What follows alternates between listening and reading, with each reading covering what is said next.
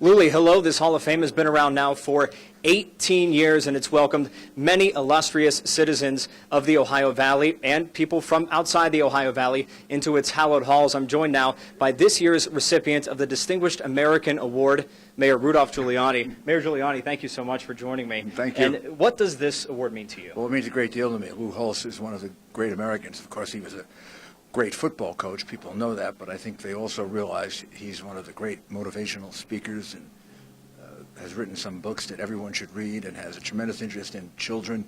And this particular organization spends a great deal of its time finding examples of people from here in the Ohio Valley who have been very successful and then using them as role models for young people and giving young people scholarships.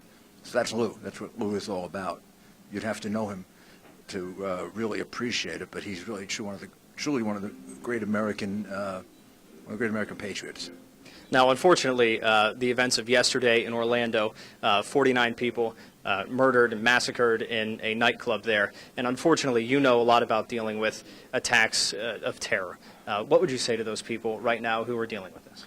Well, I called both the governor and the mayor, spoke to them earlier today, and told them to please give my condolences and my prayers to all of the people in Orlando, all the people in Florida, particularly the families who have lost loved ones or have loved ones who are in the hospital.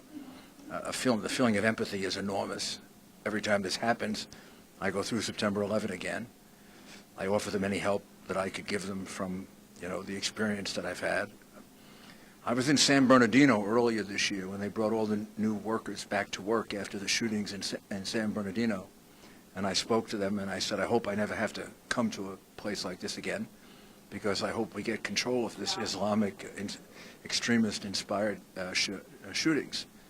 But we haven't, and this is really, it's a terrible thing. And my heart goes out to them, my prayers go out to them. I know how difficult it's going to be, not just in the next couple of days, but how difficult it's going to be a year from now and two. And September 11 will be 15 years, this September 11, and for me it's as if it were yesterday.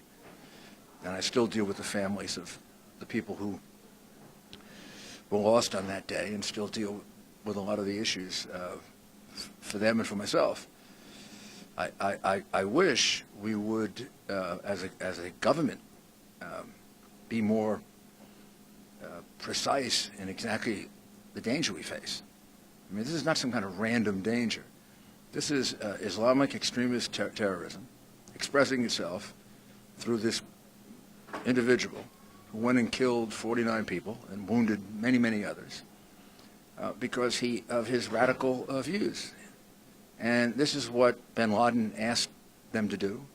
This is what ISIS has asked him to do. And he did it in dedication to ISIS. So it doesn't take a genius to figure out that this is a part of an organized effort to destroy us.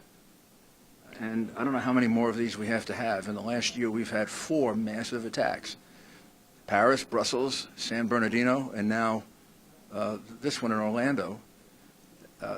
They're organized by a common thread, and that is jihad.